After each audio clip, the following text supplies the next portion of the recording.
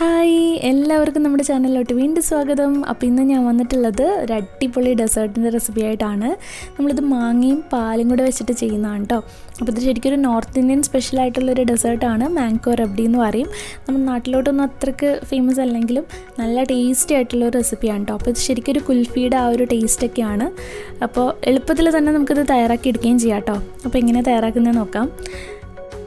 അപ്പോൾ നമുക്കിത് തയ്യാറാക്കാൻ വേണ്ടിയിട്ട് ഞാനൊരു പാൻ അടുപ്പത്ത് വെച്ചിട്ടുണ്ട്. അതിലേക്ക് ഒരു 1/2 ലിറ്റർ പാലൊഴിച്ച് കൊടുക്കുന്നുണ്ട് കേട്ടോ. അപ്പോൾ പാലെടുക്കുമ്പോൾ നല്ല കട്ടിയുള്ള നല്ല ക്രീമി ആയിട്ടുള്ള പാലെടുക്കുക കേട്ടോ. അപ്പോഴാണ് നമുക്ക് ഈ ഡെസേർട്ടിന് നല്ല ടേസ്റ്റ് ഉണ്ടാവുക.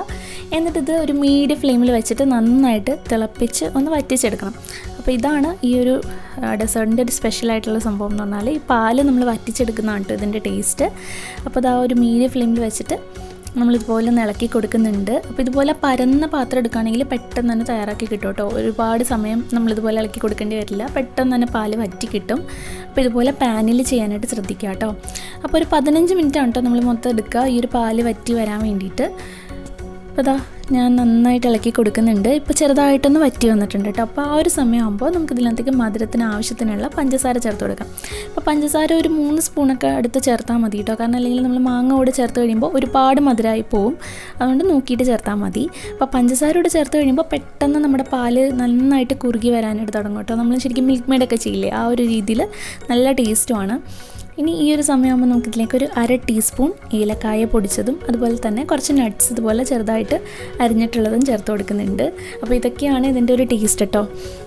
അപ്പോൾ നട്ട്സ് ഉണ്ടെങ്കിൽ മാത്രം നിങ്ങൾ ചേർത്ത് കൊടുക്കുക. കാഷ്യൂനട്ടോ പിസ്തയോ ബദാമോ ഏത് വേണമെങ്കിലും ചേർത്ത് കൊടുക്കാം. അതുകൂടെ ചേർത്തിട്ട് നന്നായിട്ട് ഇളക്കി കൊടുക്കുന്നുണ്ട്.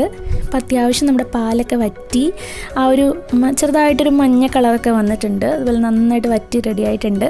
അപ്പോൾ ഈ ഒരു ടൈം ആകുമ്പോൾ നമുക്ക് ഫ്ലെയിം ഓഫ് ചെയ്യാം. കാര്യം എന്താ വെച്ചാൽ ഇനി തണുത്ത് കഴിയുമ്പോൾ അല്ലെങ്കിൽ ഇതൊന്നുകൂടെ ഒന്ന് കട്ടിയായിട്ട് വരും കേട്ടോ. അപ്പോൾ ഞാനിപ്പോൾ ഫ്ലെയിമൊക്കെ ഓഫ് ചെയ്തിട്ടുണ്ട്. ഇനി നമുക്കിത് തണുക്കാൻ വേണ്ടിയിട്ട് മാറ്റി വെക്കാം. ഇനി നമുക്കിതിലേക്ക് പ്രധാനമായിട്ട് വേണ്ടതാണ് മാങ്ങ. അപ്പോൾ നല്ല പഴുത്തിട്ടുള്ള നല്ല കളറൊക്കെയുള്ള മാങ്ങ എടുക്കാം കേട്ടോ. അപ്പോൾ ഞാനിവിടെ ഒരു മാങ്ങ ഇതുപോലെ ചെറുതായിട്ട് കട്ട് ചെയ്തെടുത്തിട്ടുണ്ട്. ഇനി ഇതുപോലെ ചെറിയ മിക്സിയുടെ ജാർ എടുത്തിട്ട് അതിലേക്ക് മാങ്ങ ഇട്ട് കൊടുത്തിട്ട് നന്നായിട്ട് പേസ്റ്റ് പോലെ അങ്ങ് അരച്ചെടുക്കുക. അപ്പോൾ ഈ മാങ്ങ അരക്കുന്ന സമയത്ത് ഇതിനകത്തേക്ക് വെള്ളമൊന്നും ചേർക്കരുത്. വെള്ളമൊന്നും ചേർക്കാതെ വേണം നമ്മൾ നന്നായിട്ട് അരച്ചെടുക്കാൻ വേണ്ടിയിട്ട്. ഇപ്പോൾ മാങ്ങ നല്ല പേസ്റ്റായിട്ട് ഇതുപോലത്തെ അരച്ചെടുത്തിട്ടുണ്ട്. ഇപ്പോൾ നമ്മുടെ പാലിൻ്റെ മിക്സ് എന്താ നന്നായി ഇവിടെ തണുത്ത് വന്നിട്ടുണ്ട്. തണുത്തപ്പോൾ കണ്ടില്ലേ ഒന്നുകൂടെ ഒന്ന് കട്ടിയായിട്ട് വന്നിട്ടുണ്ട് കേട്ടോ. അപ്പോൾ ഈ പാലിൻ്റെ മിക്സ് ഇങ്ങനെ കഴിക്കാൻ നല്ല ടേസ്റ്റാണ് കേട്ടോ. ശരിക്കും ആ ഒരു മിൽക്ക് മെയ്ഡിൻ്റെയൊക്കെ ടേസ്റ്റാണ്. ഇനി ഇതിലേക്ക് നമ്മുടെ മാങ്ങയുടെ പേസ്റ്റ് കൂടെ ചേർത്ത് കൊടുക്കുക. എന്നിട്ട് ഇതുപോലെ നന്നായിട്ട് അങ്ങ് മിക്സ് ചെയ്ത് കൊടുക്കുക. അപ്പോൾ ഇതിലേക്ക് ഇനി പ്രത്യേകിച്ച് കളറോ കാര്യങ്ങളോ ഒന്നും ചേർക്കേണ്ട ആവശ്യമില്ല കേട്ടോ. മാങ്ങയുടെ ആ ഒരു കളർ മാത്രം മതി. നല്ലൊരു മഞ്ഞ കളർ വന്നിട്ടുണ്ട്. അപ്പോൾ നന്നായിട്ട് ഇത് മിക്സ് ചെയ്ത് ഇതുപോലെ അങ്ങ് എടുക്കുക. നല്ല ക്രീമി ആയിട്ടുള്ളൊരു ടെക്സ്ചറിലാണ് വന്നിട്ടുള്ളത്. അപ്പോൾ ഇതാണ് കേട്ടോ ഇതിൻ്റെ ഒരു പാകം എന്ന് പറഞ്ഞാൽ. നല്ല ക്രീമി ആയിട്ട് ഇതുപോലെയാണ് ഉണ്ടാവുക. അപ്പോൾ ഇത് ശരിക്കും കുൽഫിയുടെ ഒരു ടേസ്റ്റാണ്. നിങ്ങൾ കുൽഫിയൊക്കെ കഴിച്ചിട്ടുണ്ടെങ്കിൽ മനസ്സിലാവും.